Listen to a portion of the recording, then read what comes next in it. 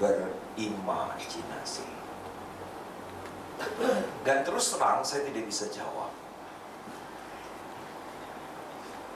Tetapi setelah sampai di rumah, saya ketik kata imajinasi dari Alkitab digital saya.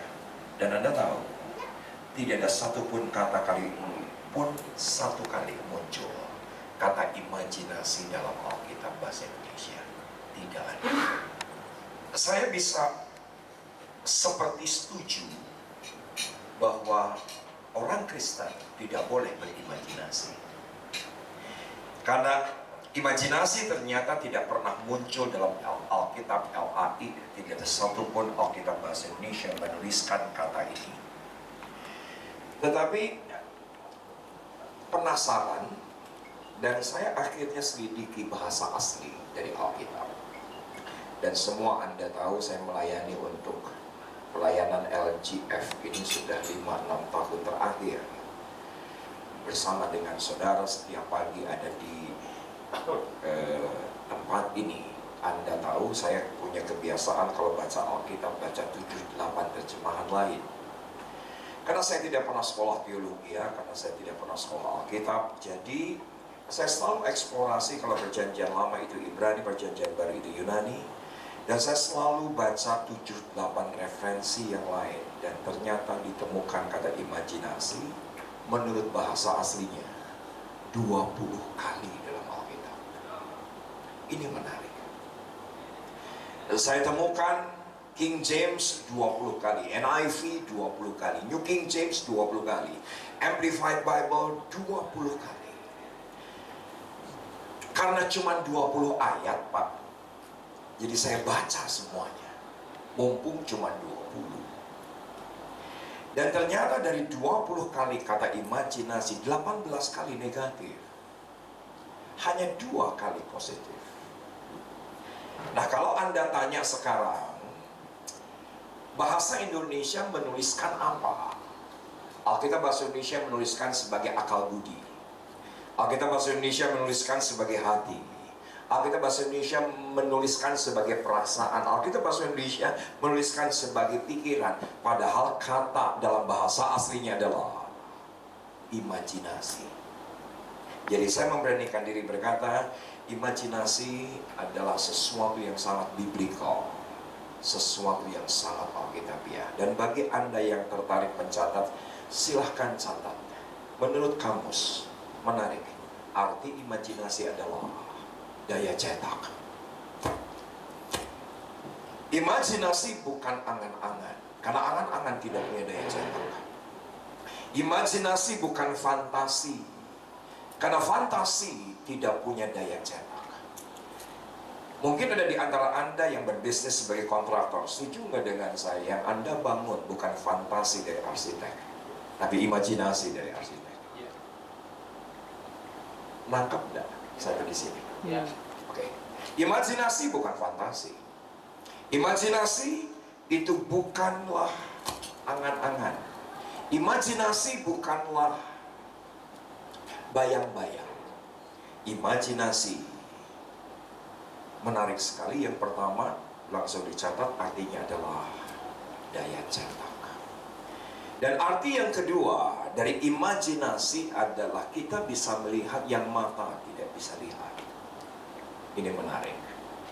Imajinasi yang kedua artinya adalah kita bisa melihat yang mata jasmani tidak bisa lihat. Tetapi yang ketiga, saya dapati dalam perjalanan kemarin pulang dari Manado, perjalanan 3 jam flight, saya terus merenungkan kata imajinasi, dan saya sampai pada sebuah titik Tuhan wahyukan. Arti yang ketiga dari imajinasi adalah kita menarik masa depan kepada masa kini. Katakan amin dulu. Amin. Oke. Jadi imajinasi itu menarik masa depan menuju masa kini. Itu imajinasi. Karena imajinasi, yang pertama daya cetak, yang kedua kita bisa melihat yang mata tidak bisa kita lihat, yang ketiga itu imajinasi yang menarik masa depan kepada masa kini. Dan Anda dan saya hidup bukan untuk masa kini. Anda dan saya dicetak untuk masa depan. Karena Yesus berkata, yang di belakang sudah selesai. Kok nggak ada yang amin? Yang selama sudah berlalu, yang baru sudah datang. Dan untuk yang baru terrealisasi dalam kehidupan kita dibutuhkan imajinasi. Nah yang menarik, ini menarik. Saudaraku, saya selidiki lagi yang namanya imajinasi. Imajinasi itu anugerah. Kenapa? Bagi yang tertarik langsung dicatat, otak kiri itu logika, otak kanan imajinasi. Saya ulangi sekali lagi. Otak kiri logika. Ketika seseorang didominasi dengan otak kiri, pasti pelit. Katakan amin. Karena segala sesuatu pasti dihitung dengan angka, dihitung dengan logika. Tapi kalau imajinasi agak berbeda. Bukan 1 ditambah 1 sama dengan 2. Kalau imajinasi 1 ditambah 1 bisa 100. Namanya imajinasi. Saya kasih contoh sederhana. Ini cerita basi, tidak apa-apa ya? Yang boleh katakan yes? Yes. Oke. Setelah saya punya putri Bella Desember lalu usia 31, dari Bella saya sudah punya 2 cucu. Dan punya kerinduan punya anak laki-laki, dan doa saya dijawab Tuhan. Satu sore janin yang sudah menuju ke kelahiran, tiba-tiba usia 9 bulan ketuban sudah pecah, waktunya melahirkan. Rahim itu pecah karena janin itu berbalik secara tiba-tiba. Elsa kehilangan darah 4 liter darah segar, dan dia mengalami trauma kelahiran yang begitu hebat.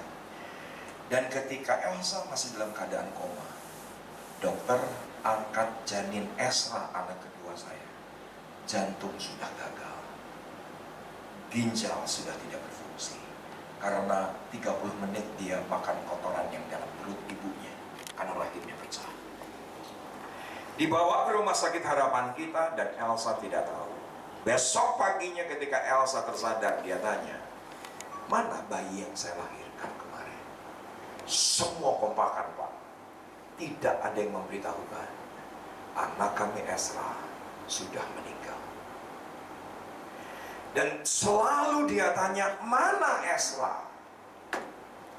Dokter berkata sedang dirawat di inkubator, suster berkata sedang dirawat di rumah sakit. Semuanya oke, tapi butuh perawatan. Saya ingin lihat, semua berbohong. Hari kedua, Esra sudah saya kebumikan di TPU Taman Kusir. Hari ketiga, saya tunggu Elsa di rumah sakit.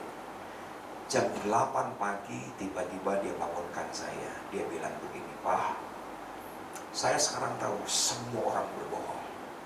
Kenapa? Kamu tahu dari mana? Karena tadi pagi Pondok Indah hujan. Dan ketika hujan besar saya terbangun oleh karena mimpi. Saya mimpi, saya, kamu, ada Bella, dan ada anak laki-laki kecil. Kita semua senang kita main di sebuah taman. Dan Elsa berkata, saya tahu itu surga. Aku langsung tanya, loh, aku ada nggak di situ? Kau takut nggak ada? Elsa dengan firm berkata, kamu ada. Tetapi impresi saya, kata Tuhan, kamu melayani. Saudaraku, tapi itu tahun kejadian tahun 94. Dan semua Anda tahu, saudaraku, saya keluar dari narkoba yang menguasai saya 20 tahun, tahun 2000. Bukan besoknya mimpi itu jadi. Tidak sama sekali. Saudara mulai nangkap fatwanya. Saudara mulai nangkap fatwanya. Elsa terus mengimajinasikan suaminya kelak melayani. Dan ternyata imajinasi punya daya cetak, dan kita bisa melihat yang mata tidak bisa kita lihat. Dan ternyata imajinasi itu menarik masa depan menuju masa kini. Saya sendiri 95 hancur, 96 hancur. Yang biasanya pakai narkoba 3 gram sehari, Saudaraku, di hari-hari itu saya pakai 3 gram. Sekali konsumsi, kecewa dengan Yesus. Anak kedua meninggal. Ibu saya menghina. Ini gara-gara kamu jadi Kristen, cepat balik lagi jadi Islam. Pendeta di GBI berkata, sebentar Muhammad bisa Solihin gak bakal kuat, pasti jatuh. Gereja bukannya menghibur tapi menghakimi. Pasti karena dosa. Begitu sudah. Pasti karena taat, kurang doa, kurang iman. Saya minta maaf, saya datang ke gereja. My goodness, pengajarannya cuma menghakimi dan menghakimi. Nggak ada sama sekali hope. Tetapi apa yang terjadi tahun 97, Pak Ferry tahu, kita sama-sama ke Surabaya, SPGI. Sampai di SPGI di Betani Manyar, Pak Timotius Arifin, saya nggak pernah bisa lupa khotbah. Aku mengimajinasikan one day aku akan khotbah di sana. Malah masih pakai narkoba. Tahun 98 ternyata pindah. Tidak lagi di Betani Manyar, tapi di Betani Nginden, yang seatnya saja 35.000 orang. Saudaraku, ketika Pak Alex Abraham dengan ditasbihkan, ada Tommy Teni ketika itu. Apa yang terjadi? Saudaraku, aku bilang ini, one day aku akan khotbah di sana. Saya kalau dengar khotbah Pak Niko di GCC, aku bilang one day aku pasti akan khotbah di sana. Semua karena kasih karunia. Apa yang saya imajinasikan jadi hari ini. Minggu yang lalu sebulan yang lalu saya khotbah untuk Nginden, 35.000 orang. 10 tahun terakhir saya melayani untuk GCC. 10 tahun terakhir saya melayani untuk Betani Manyar. Saudaraku, imajinasi Anda jangan anggap murah ini kata. Kita harus fungsikan otak kanan kita, dan kita akan melihat itu punya daya cetak. Amin.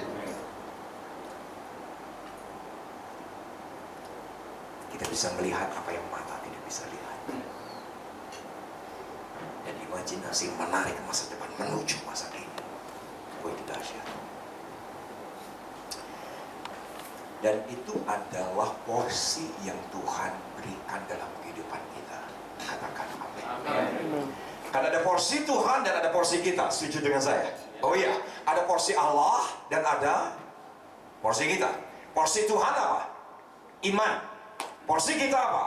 Imajinasi. Iman harus dimix dengan imajinasi. Ternyata raw material daripada iman yang sempurna, yang datang dari anugerah, itu adalah imajinasi. Tolong perhatikan. Saya selalu khotbahkan 5 tahun terakhir di LGF ini, bahwa kerajaan sorga bukan hukum otomatis. Katakan amin. Tapi kerajaan sorga juga bukan hukum manual. Kerajaan sorga, saya seringkali berkata, ini hukum semi otomatis. Hukum otomatis itu begini, sekali dibaptis pasti otomatis masuk sorga. Siapa yang sudah dengan saya? Ada porsi Tuhan, ada porsi kita. Oke? Itu hyper grace. Hyper grace, sekali selamat tetap selamat, otomatis masuk sorga. Sampai bilang, kalau pindah agama gimana? Sederhana saja, gak ada yang otomatis. Tapi kerajaan sorga juga bukan hukum manual. Hukum manual itu begini, Anda sering dengar khotbah begini, 7 syarat masuk sorga, 7 syarat penuaian, 7 syarat diberkati. Saudaraku, kerajaan sorga bukan hukum manual. Karena kita tidak hidup menurut hukum Taurat. Setuju dengan saya? Loh, amin dong. 7 kunci diberkati, 7 kunci dipulihkan. Itu sepertinya syarat untuk kita lakukan. Kita tidak hidup menurut hukum Taurat. Kita hidup menurut hukum semi otomatis. Yesus sudah lakukan yang terbaik 2000 tahun yang lalu. Kegagalan dia berkata sudah selesai, dosa sudah selesai, kehancuran sudah selesai, sakit penyakit sudah selesai, kemiskinan sudah selesai, kebodohan sudah selesai. Setuju dengan saya? Ketika dia berkata sudah selesai, kita tinggal mengimajinasikan semua yang baik, semua yang indah, semua yang mulia, semua yang suci, semua yang sedap didengar, semua yang patut dipuji dan penuh kebajikan. Bukankah Filipi berkata demikian? Clear? Setuju dengan saya? Ada porsi Tuhan dan ada porsi kita. Perhatikan Ibrani 12 ayat 2a. Ini dari Tuhan. Ibrani 12 ayat yang kedua, marilah kita melakukannya dengan mata yang tertuju kepada Yesus, yang memimpin kita dalam iman dan yang membawa iman kita itu kepada kesempurnaan. Siapa yang setuju dengan saya? Ternyata iman adalah anugerah. Saya minta maaf kalau Anda punya iman, jangan kegeeran. Oh, saya diberkati karena saya punya iman. Saya dipulihkan karena saya punya iman. Pelayanan saya hebat karena saya punya iman. Center saya bertumbuh karena saya punya iman. Saya minta maaf, jangan kegeeran. Bagian kita fokus kepada Yesus, Yesus yang membawa kita kepada iman. Alkitab bahasa Inggris jauh lebih jelas. Bisa dibiarkan King James. Looking unto Jesus. Siapa Yesus? Alkitab bahasa Inggris menggunakan kata the author and the finisher of our faith. Dialah yang menjadi kreator, dialah yang menjadi the author, dialah yang menjadi penulis, dialah yang menjadi pengarang dari iman kita. Setuju dengan saya? Alkitab berbahasa Inggris berkata demikian. He's the author and the finisher of our faith. Ketika Anda percaya dan dibaptis Islam, Tuhan sudah install dalam hidup Anda iman. Dari first page sampai last page. Komen yang amin. Amin. Dan Anda jangan pernah hakimi orang, lu nggak diberkati karena lu nggak punya iman. Berarti Anda sedang menghina Tuhan. Lu kalau mau dipulihkan, lu punya iman dong. Lu kalau mau diberkati, punya iman dong. Lu kalau mau sembuh, punya iman. Saya minta maaf, Anda sedang menghina Allah. Karena Allah sudah install iman itu dalam kehidupan kita. Karena dia the author and the finisher. Buku kesaksian seorang penginjil, kisah nyata, diundang di sebuah gereja. Dan ternyata penginjil ini nggak punya ide, nggak ada informasi. Ibu gembala di mana dia melayani ternyata buta sejak lama. Selesai dia berkhotbah, apa yang terjadi? Dia dapat mengimpresi dari Roh Kudus agar dia berdoa untuk ibu gembala yang buta. Dan dia cek, adakah di antara Anda yang mengalami kebutaan? Dan benar, tiba-tiba ibu gembala yang buta ini berdiri, didoakan. Dan ketika didoakan, penginjil ini berkata, ibu tolong, sekarang ibu tutup mata. Siapa yang setuju dengan saya? Maaf, sorry. Bagi orang buta, buka mata dan tutup mata sama. Anda kurang pintar. Setuju nggak sih? Ya, buka mata ya gelap, tutup matanya gelap, tetapi instruksinya adalah tutup mata. Dan tiba-tiba penginjil itu berkata, jeng setelah dia doakan, sekarang ibu melihat. Langsung spontan ibu ini buka mata. Dan ketika buka mata, penginjilnya berkata, saya tidak instruksikan untuk buka mata, saya instruksikan untuk melihat. Sekarang tutup lagi. Ditutup lagi oleh si ibu ini karena dibentak sama penginjil. Dan apa yang terjadi? Penginjil ini kembali berdoa. Tiba-tiba untuk kali kedua, penginjil ini berkata, sekarang melihat. Spontan untuk kali kedua buka mata dan kembali dibentak. Saya instruksikan untuk melihat, bukan untuk buka mata. Sekarang tutup mata lagi. Dan ketika untuk kali ketiga dia tutup mata, dan apa yang terjadi? Tiba-tiba penginjilnya berkata, sekarang melihat. Ibu gembala ini tahu, dia harus mengimajinasikan dia melihat. Nangkep enggak? Dia harus imajinasikan indahnya dunia, dia harus imajinasikan indahnya keluarga, dia harus imajinasikan, dia harus melihat yang mata tidak bisa lihat. Dan ketika ibu gembala ini dalam beberapa detik menikmati imajinasi, bahwa dia melihat tiba penginjil itu berkata, ibu sekarang buka mata. Ketika buka mata, ibu gembala ini melihat. Siapa yang setuju dengan saya? Anda jangan hakimi ibu gembala ini. Pasti dia nggak melihat selama ini karena dia tidak punya iman. Jangan hakimilah, pasti punya iman. Tapi iman harus dicampur dengan imajinasi. Tepuk tangan untuk itu. Iman. Roma 1 ayat 21. Roma 1 ayat yang ke-21. Roma 1 berbicara pasca manusia jatuh di dalam dosa. Itu yang dituliskan Paulus kepada jemaat yang di Roma. Pasal 1, pasal 2, pasal ketiga itu menceritakan bahwa manusia jatuh dalam dosa, ini akibatnya. Pasal 4, pasal 5 sampai pasal yang ke-9 pergumulan Rasul Paulus. Apakah dosa bisa dihapus dengan hukum Taurat? Tapi sampai di pasal yang ke-10, 11, 12 dan selanjutnya, Paulus berkeputusan hukum Taurat hanya menambah dosa. Dosa hanya bisa dihapuskan oleh kasih karunia. Itu konteks daripada kitab Roma. Apa dosa?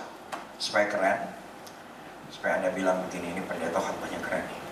Supaya keren, bahasa asli daripada dosa atau harmatia. Supaya keren. Padahal tinggal Google. Saudaraku, ternyata dosa dalam bahasa Yunani adalah harmatia. Apa arti harmatia? Meleset. Apa arti daripada harmatia? Tidak tepat sasaran. Saya kasih contoh satu. Siapa yang sudah kasih semua manusia penyembah? Anda kayak gitu dalam saya. Siapa yang sudah kasih semua manusia penyembah? Ya, karena manusia sadar di atasnya ada yang lebih berdaulat. Dan manusia sadar, siapapun dia, di atasnya ada yang lebih berkuasa. Oleh karena itu penyembahan. Semua sadar sebelum manusia jatuh pada dosa, penyembahan tepat sasaran kepada Jehovah. Oleh karena dosa meleset kepada hantu, kan begitu. Nangkap nggak? Nangkap nggak? Sebelumnya nyembah Tuhan, tiba-tiba nyembah harta. Nyembah Tuhan ketika kasih mula-mula, tiba-tiba nyembah kepada pencapaian, keberhasilan, berkat. Saudara setuju nggak kasih itu meleset? Itu meleset. Anda dari ruangan ini, sorry, tapi otak Anda dari luar. Itu berarti dosa, meleset. Benar gak sih? Anda di ruangan ini, tapi yang Anda baca sosmed, itu meleset. Itu dosa. Nah ini kan saya kasih contoh. Itu dosa, meleset. Dan saudara apa yang terjadi? Tuhan tebus Anda dan saya. Untuk apa? Agar penyembahan kita kembali tepat sasaran. Tolong perhatikan apa yang saya katakan, ketika Anda datang Rabu pagi dan nyembah dengan benar, datang gak terlambat. Katakan amin. Amin. Kalau pendeta terlambat diomongin. Terlambat. Ketika Anda datang ke tempat ini nyembah tepat sasaran, saya memberanikan diri berkata, sorga berkata kepada malaikat, stop penyembahan. Karena dia jauh lebih senang Anda yang menyembah. Malaikat tidak ditebus. Nanti kapan-kapan saya khotbahkan soal penyembahan. Kenapa penyembahan menjadi sesuatu yang krusial? Karena penyembahan Anda ditebus. Karena akibat dosa meleset. Satu ayat saja. Roma 1 ayat 21, sebab sekalipun mereka mengenal Allah. Saya berulang-ulang dengar pendeta khotbah, kita harus mengenal Tuhan, tidak cukup hanya tahu. Saya mengimajinasikan semua Anda ke Israel, karena kita sama-sama nyembah Allah Yahweh di tanah perjanjian. Surah kebaktian, ada seorang ibu, Pak, saya confirm, Pak, kita imajinasikan, Pak, kita ke Israel, Pak. Aku tanya, sudah daftar? Oh belum. Nanti kalau toko rame, saya tanya, tokonya sudah ramai atau belum? Belum. Ada seorang bapak berkata, Pak, saya imajinasikan, saya beri Israel, Pak, sama bapak, kita nyembah Yahweh di tanah perjanjian. Saya imajinasikan, Pak, kalau rumah di Manado laku. Saya tanya, udah berapa lama ditawar? 4 tahun, ada yang nawar belum? Belum. Pak, saya akan ke Israel, Pak, kalau restoran rame. Sekarang sudah rame atau belum? Jangankan rame, Pak, wong tukang masaknya kabur bersama 8 karyawan. Dan Anda tahu apa yang terjadi? Jumat yang lalu saya baru pulang dari Israel, yang terkumpul 39 juta. Saya tanya begini, loh kok ikut? Oh iya, tiba-tiba toko rame. Karena iman tidak cukup, harus diimajinasikan. Tolong perhatikan apa yang saya katakan. Anda harus latih imajinasi dengan sengaja. Katakan bersama dengan saya, dengan sengaja. Harus dengan sengaja. Karena imajinasi bukan fantasi. Karena imajinasi bukan angan-angan, harus dengan sengaja. Kalau sudah sedemikian rupa mengkristal, Ternyata imajinasi bisa didoakan. Saya tutup 1 Tawarikh 29. Saya tutup 1 Tawarikh 29 ayat 18. Konteks 1 Tawarikh 29, konteksnya adalah ketika itu akan pembangunan bait Allah dan donasi di stop oleh Daud. Kenapa? Membludak. Jadi donasi pembangunan bait Allah, tiba-tiba 1 Tawarikh 29 berkata stop. Sudah membludak, itu konteksnya. Dan apa yang terjadi? Perhatikan perikopnya, nyanyian pujian Daud.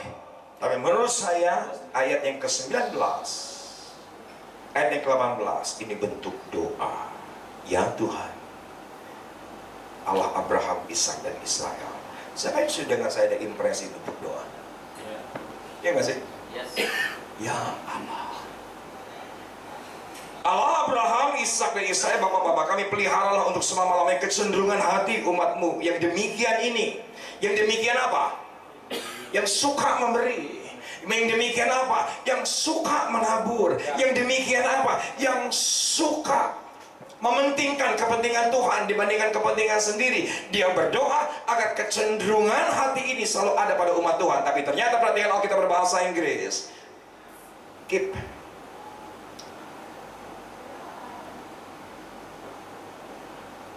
this forever in the imagination. Bukan kecenderungan hati ternyata.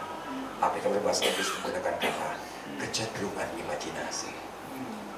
Mungkin mereka kekurangan, tapi karena mengimajinasikan ingin menabur. Nangkep enggak? Ya, betul. Mungkin kekurangan, mungkin gak punya apa-apa, mungkin trauma demi trauma, kegagalan demi kegagalan. Tetapi ternyata itu bisa didoakan agar kita punya kecenderungan imajinasi yang memuliakan nama Tuhan. Kan gak sih khotbahnya?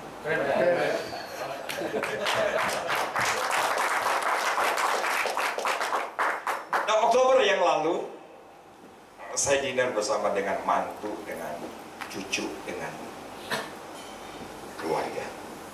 Tiba-tiba Stephen, mantu saya, dan Bella, anak saya, bisik-bisikan. Dan hasil bisikannya bagus.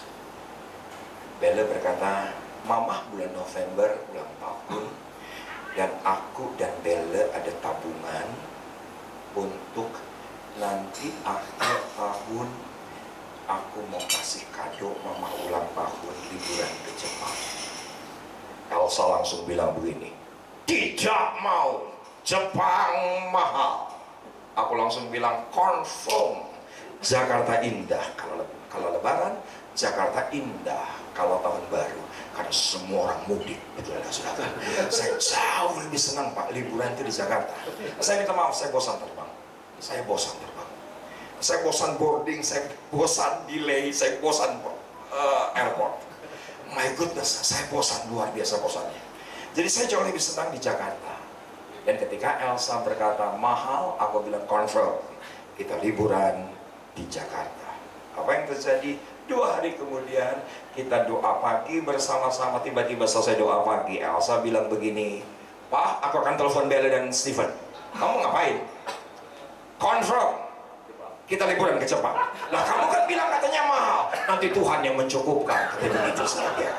Dan apa yang terjadi sepanjang November, Desember, sibuk pelayanan di mana-mana dan selalu ditanya oleh banyak orang, rentetan Natal. Dan setelah itu Pak Pendeta liburan kemana? Kalau ditanya ya jawab, ke Jepang.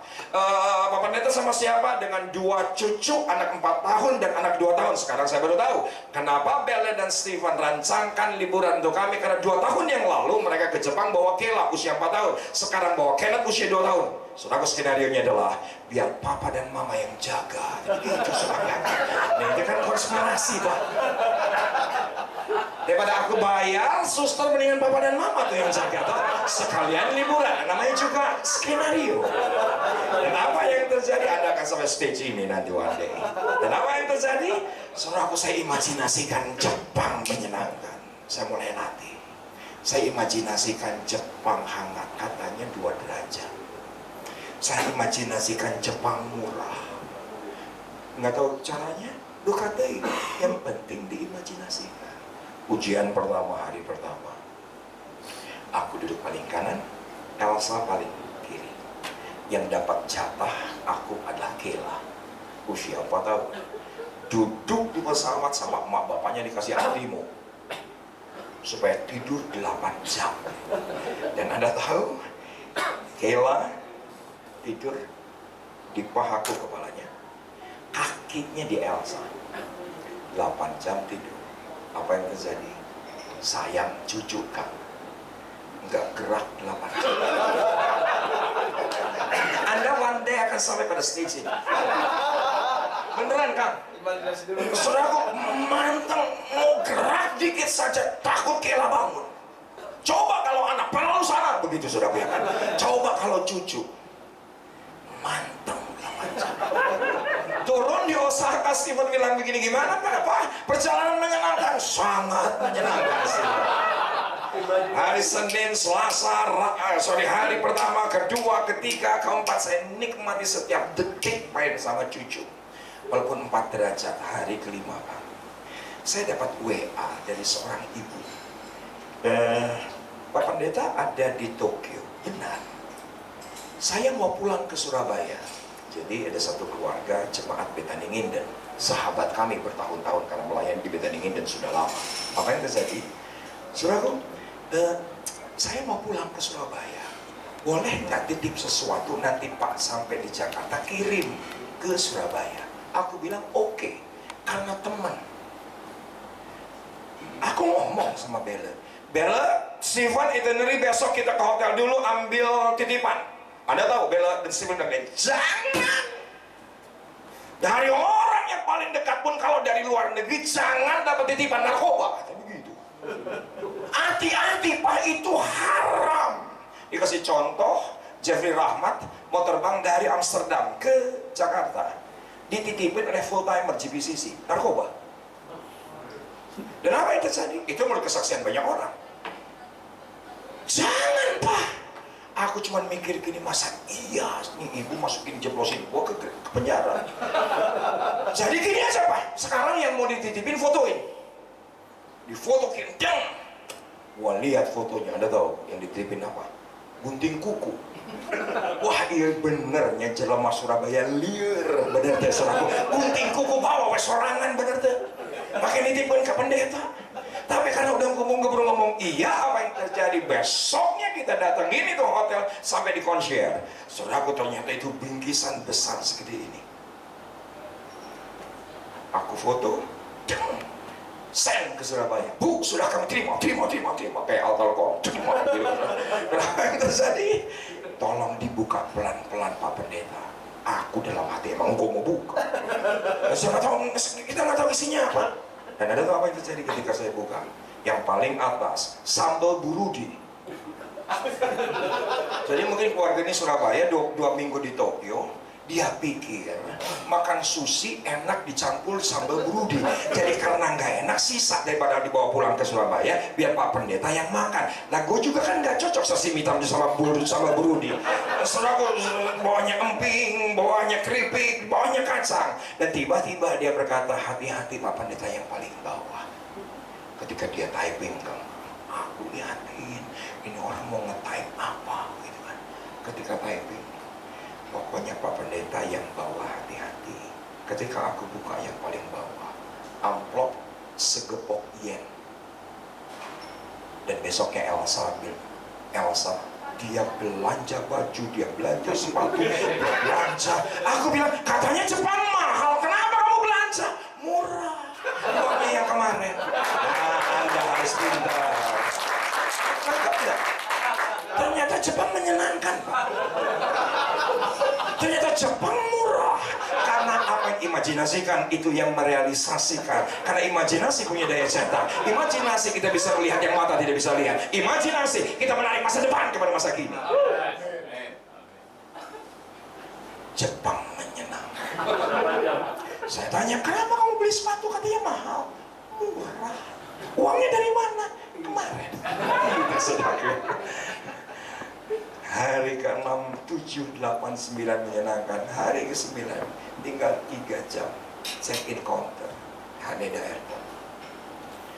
Koper sudah ada di taksi. Stephen bilang gini, kolek paspor Elsa hilang. Aku googling Pak Rut di KBRI, kalau ngurus paspor berapa lama? 2 minggu. Aku bilang cek kamar, dibongkar kamar. Neil, bongkar bagasi. Neil, aku tanya sama Elsa, yang kamu ingat kapan kamu buka paspor? Kemarin malam ketika ke body shop. Dasar AWW bener tuh. Dasar AWW. Dan di Bintaro kayak body shop bener. Tahanlah sehari, betul enggak? Gara-gara pelembab. Body shop, bayangin. Pondok Indah juga ada body shop kok. Pengendalian dirilah sebentar. Kan nggak mungkin nggak ada pelembab tiba-tiba bopeng, betul enggak? My goodness. Aku bilang, di body shop di mana? Di Sanjuku. Waduh. Aku di Shibuya ketemu teman-teman full gospel. Dan apa yang terjadi? Saudaraku, Stephen bilang gini, aku dan mama stay daripada semua angus. Papa bebek Asia kila kena ke Haneda Airport, dicek sama petugas hotel ke body shop. Body shop bilang gini, kemarin malam memang ada 4 orang yang memberikan kepada kami paspor, ketemu di jalan. Tapi karena kami menganggap itu bukan klien kami, kata si body shop, jadi tolong dilaporkan ke polisi. Saya sudah sampai di Haneda. Aku terus telepon. Kita lagi naik taksi ke kantor polisi. Dari kantor polisi berapa jam? Ke Haneda Airport. Sekian puluh menit lagi. Open gate. Aku cuma tinggal 2 orang di depanku check-in counter. Tiba-tiba Elsa ada di sebelah. Aku terus doa. Tuhan, aku sepesawat dengan Elsa. Tuhan, aku doa akan besok turun dari Cengkareng happy holidays. Kita gandengan tangan. Ketika tiba-tiba Elsa ada di sebelah, aku tanya, ketemu pasportnya? Ketemu. Ini. Ajaib kan? Kalau menurut gue sih ajaib. Paspor cuma barang segini, ketemu. Apa yang kita imajinasikan, itu yang Tuhan realisasikan. Gue agak ngantuk nih pagi ini. Selesai. Adakah di antara Anda yang pagi hari ini mengerti buku wahyu yang dinyatakan dalam hidup Anda? Di dalam diri Anda sudah diinstal iman. Dalam diri kita, sejak kita lahir, otak kanan sudah diinstal imajinasi. Dan Anda berkata hari ini, ya aku akan aktifkan bagianku, imajinasi. Anda yang berkata demikian, angkat tangan kanan tinggi-tinggi di hadapan Tuhan. Karena Anda berkata di hadapan Tuhan pagi hari ini, karena imajinasi memiliki daya cepat. Aku bisa melihat yang mata jasmani tidak bisa lihat. Mata jasmani, perkawinanku belum dipulihkan, keluargaku belum dipulihkan, keuanganku belum dipulihkan, tetapi dengan imajinasi kita bisa melihat yang mata jasmani tidak bisa kita lihat. Anda yang berkata demikian, angkat tangan kanan tinggi-tinggi di hadapan Tuhan. Dan di antara Anda berkata, aku menarik masa depan yang Tuhan sediakan, rancangan-rancangan yang indah terjadi pada masa kini. Anda yang berkata demikian, angkat tangan kanan tinggi-tinggi. Dan ada di antara Anda yang berkata, aku tidak ingin lagi imajinasi yang sia-sia, imajinasi yang najis, imajinasi yang kotor, imajinasi kegagalan, imajinasi kehancuran.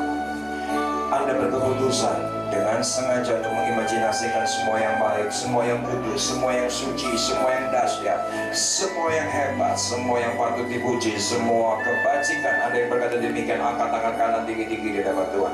Dan ada di antara Anda berkata di hadapan Tuhan, pagi hari ini ya Tuhan, sekarang kami mengerti fokus kami hanya Yesus. Dan Yesuslah yang akan menyempurnakan imajinasi kami dan terrealisasi dalam kehidupan kami. Anda yang berkata demikian, angkat tangan kanan tinggi.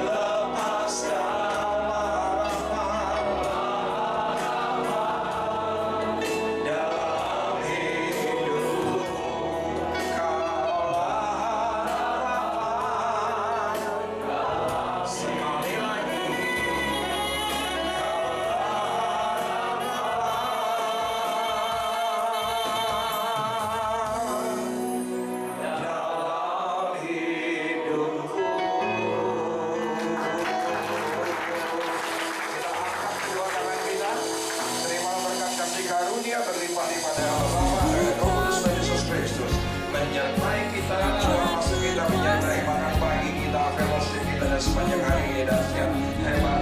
Kata apa yang ada pada masa depan kita, rancangan yang baik, hidup nyata hari ini. Dan ketika Dia datang kali kedua, semua kita terangkat ke surga. Kita kasih ini masuk dalam bilangan, masuk surga. Sama-sama yang diberkati luar biasa pagi hari ini dengan suara keras 3 kali kita katakan. Amin.